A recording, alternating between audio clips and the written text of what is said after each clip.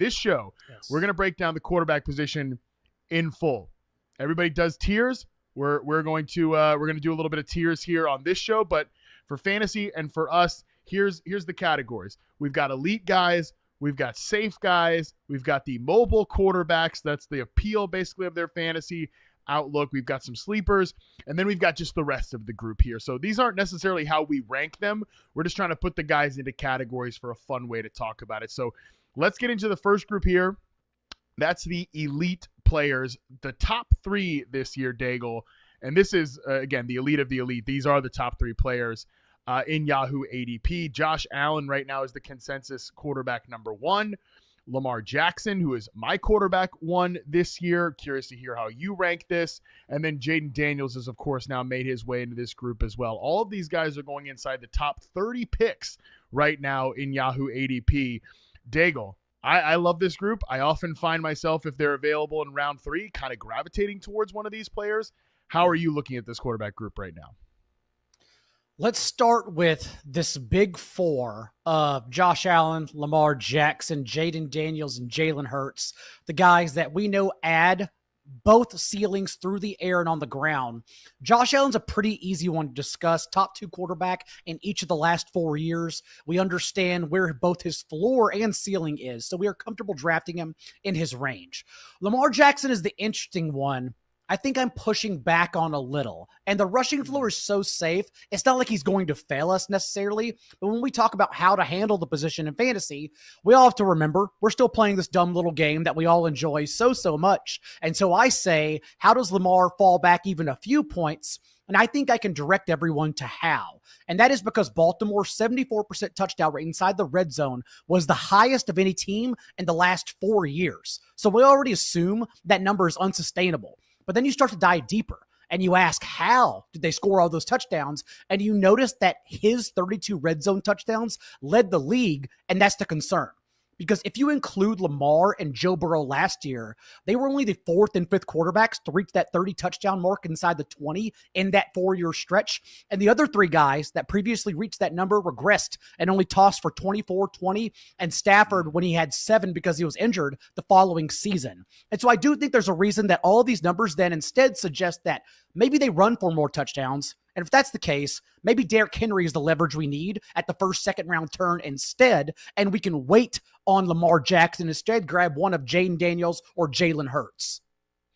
Interesting. Yeah, I think that's a really good case on just the regression part of it. I have a tough time.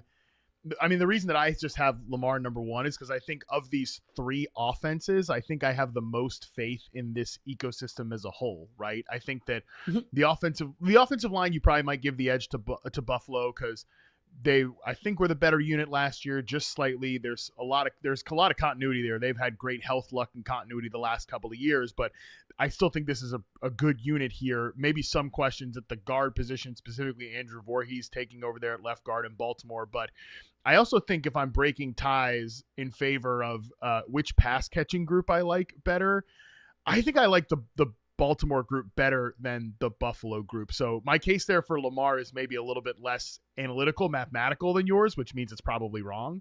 But that's sort of why I've broken ties in favor of Lamar. And honestly, it's sort of a rankings like just thing here, because ultimately I kind of wait for the signal of, oh, someone else has taken one of these guys. If I want to grab one of them in round 3, I'll maybe be the 2nd or the 3rd, like I was for one of the drafts at the Kings Classic this weekend at the Expo. I ended up taking Jaden Daniels in round 3 just because, again, I didn't like any of the running backs or wide receivers that were on the board there. From an overall rankings perspective, this tier of quarterback appeals more to me, Daigle, than necessarily the tight ends there, some of the wide receivers, T. Higgins, Jackson Smith-Njigba, Mike Evans, and so on and so forth. That's why I like Hurts in that range, because he's still going after, as you mentioned, Jaden Daniels, but he's not going in that elite group of tight ends like Trey McBride, George Kittle, whenever they fall. When you look at Yahoo ADP, Hurts is still being treated as the lower end of this spectrum, when I do think, unlike Lamar, like we should expect him to increase on his production last year. The last 2 seasons prior to 2024, the Eagles averaged 31 and 33 pass attempts per game. last year at 26, which is not only the fewest in the league per game, but the fourth fewest attempts per game since 2014, a long time. And the common thought that I believe everyone's leaning on is that it's because Saquon Barkley changed their identity forever. But I'm not sure that's the case, given that A.J. Brown, Devonta Smith, and Dallas Goedert, and Jalen Hurts, they all collectively missed a combined 17 games. They just practically never overlapped until the postseason.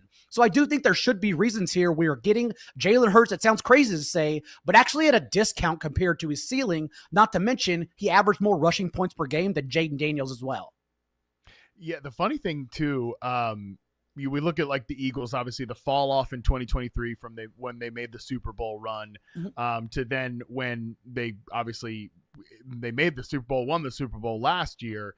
Their offense actually, from like an efficiency standpoint, was better in 2023.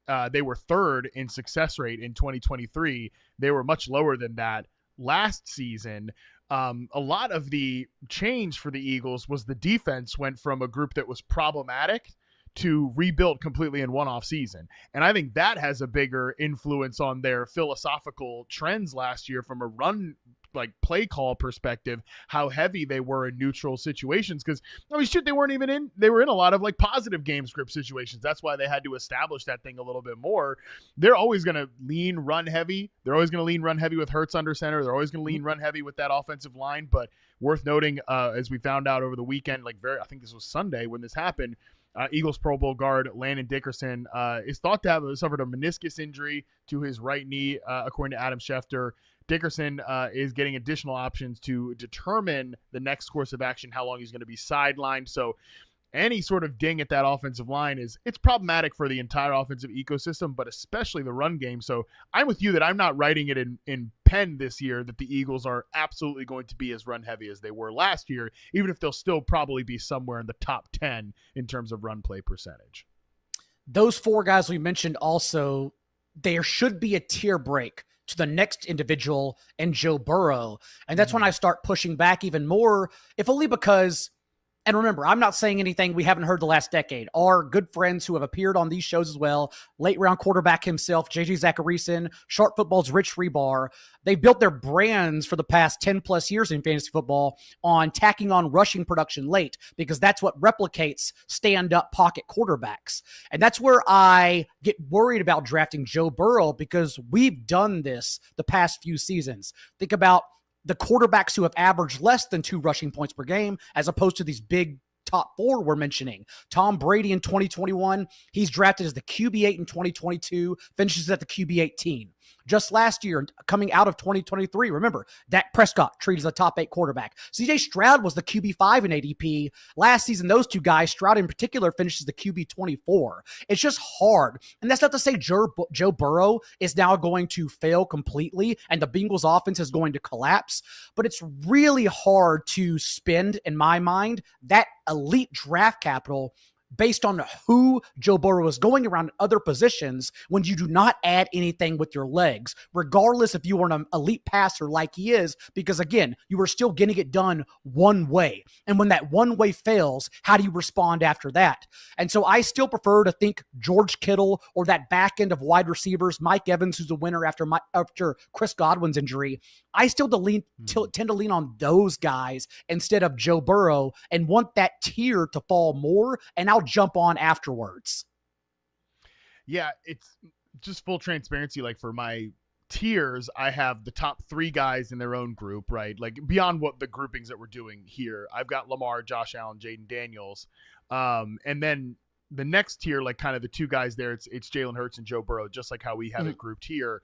For our categories, I have these guys as kind of like the elite-ish. There's a little bit of a discount, but the more I hear you talk, Daigle, and the more I've kind of looked at this too, just from an ADP perspective and just my own tiers, I actually think maybe Burrow just belongs in his own kind of no man's land group. Now, in fairness, ADP wise, it's not quite like that. He's actually pretty close to Patrick Mahomes in overall ADP, which in Yahoo, which we will get to the Mahomes part of this in the next group after the break. But I don't know, maybe Hurts has a better case to join truly like tier 1 than maybe being closer to Joe Burrow based on kind of how you're breaking it down. And that does not mean we have to draft him tier 1. That's why your tiers are also baked around Yahoo ADP, which is important. It's the time of the year we have to note these things to everyone, because that means they can wait and still get that player in Hurts that I believe has a higher ceiling than Burrow, significantly higher, and should be treated in that first tier. And that's how I've pretty much been baking my elite quarterback builds around. Also, clearly love a few other guys that we're going to discuss as we move along in your tiers. When you are on the clock, and you start to get to a point where it is a running back or a wide receiver, like who's the signal player, a couple names to you where you're like, all right, these guys are the top of the queue. Like, I think I might just go with a Hurts or a Jaden Daniels or one of these guys, if you're not necessarily taking one of the top 2 players. When we were at Terry McLaurin of wide receivers, and in the range of running backs after Amari and Hampton, Breece Hall, and Kyron Williams. So I guess the exact name to cut off is James Cook and Kenneth Walker. That's when I say these individuals may profile as low-end RB1s at their ceilings, but think about what Jalen Hurts instead actually brings to your team. He breaks the game of fantasy football if everything goes correctly, so I'm going to take that shot every time. James Cook goes a little weirdly early in Yahoo ADP. Like Yahoo drafts, he goes kind of like right around that top 30 picks, which I'm not really taking him there. It sounds like you're not either. So I definitely think those are 2 really good names to bring up. Yeah, like the Chuba Hubbard, Alvin Kamara signal. Like once those guys are at the top, I don't mind those players necessarily, but I just think I actually really think I can build a pretty good case of why those guys can be nice RB2s in a full PPR. If you're like me and you went 2 wide receivers and a quarterback in the draft that I did over the weekend, I actually can just close my eyes and say Alvin Kamara full PPR maybe can give you like running back 1-ish production in a really gross, disgusting, don't watch the games, just look at the box score way. But those guys to me, I think, are better 4th round values than 3rd round values. So I do think that's the range where, just like, again, I said this weekend, I'm starting to look at Jaden Daniels there. Is there any reason to be concerned about any of the top 5 guys we've gone here beyond like how they score points, like a Joe Burrow rushing perspective? Do you have any like environmental concerns with a Buffalo or a Washington, and this can extend to Philadelphia or Cincinnati? Is there any one of these teams? Look, they're all great offenses, right? To score a lot of points. It's the reason why these guys are high here. But is there anything kind of keeping you up at night about this group? Beyond the reasons I already mentioned, I do think this is how the category should fall. It's just a matter of the ADPs that we're debating right now. But no, other than offensive line mentions, I know you mentioned the interior situation for Baltimore, but honestly, both Lamar Jackson and Derrick Henry are anomalies at their position. So I may be arguing something that does not matter whatsoever, and we've just wasted time on. So no, I think these guys are rightfully the top 5. Maybe someone with higher rushing floor that we talk about comes into play at QB5 overall instead. But I think ADP, at least not where they're drafted, but ADP in terms of how they're ranked, does have it correct. Yeah, I think ADP has it correct. I think the industry as a whole is correct on how these guys go off the board right now. The only thing I would say, and this is why I have Jaden Daniels 3 as opposed to Lamar 1 and Josh Allen 2, I would say that if there was one of these offenses that maybe takes a step back from the efficiency level that it operated at last year, I think that Jaden Daniels and the Washington Commanders probably is the one that I would be the least surprised by. And that's mostly because we've seen it multiple years in a row with Todd Monken and Lamar Jackson. We've seen it multiple years in really like a year and a half now with Josh Allen, Joe Brady, but Josh Allen is Josh Allen. Honestly, the only reason, Daigle, that I am still convinced that the Commanders can be kind of a fringe top 10 offense. We did top 10 offenses for Football 301. I think I ended up having them like 11th in my rankings, so just off the top 10. The only reason I think they're even in that conversation is because of Jaden Daniels. So this isn't even a Jaden Daniels problem here, but like I just look at this depth chart right now. It's really not that inspiring from a skill position player standpoint. I know that these guys, Terry McLaurin obviously had a career year last year. Under Jacob Gibbs has shown that if you remove sacks and like scrambles, he actually did have a much better yards per out run number than he did in previous seasons, which makes sense. He had the best quarterback play of his entire life. Obviously, he had a career high touchdowns. But it's August 11th and he still is in this hold-in situation with no real end in sight. We've seen like when these situations drag on, he maybe starts the year slow. He is also a guy that is coming off like an unsustainable touchdown rate and is entering into his 30s. Deebo Samuel, I just think Deebo Samuel's a very limited player at this point. Noah Brown's the other starting outside receiver. Zach Ertz is back again. Like the running back room is kind of, it's all right. I just don't know if they necessarily have the juice for me to pencil them in as the exact type of offensive efficiency that we got last year from them, if that makes sense. They also, in hindsight, played the league's easiest schedule. Where now, if you just look at last year's pass defense numbers, they have the 5th toughest schedule of opposing pass defenses this season. And like a lot of guys will eventually get to, remember, Jaden Daniels was treated similar to how Drake May is being treated, where he's drafted outside the top 12 quarterbacks, a fringe QB1, but now we're paying a top 4 price of him because of that rushing floor, whereas we don't get that discount anymore. And we're going to say the same about a lot of guys as we move along, that we don't get that discount anymore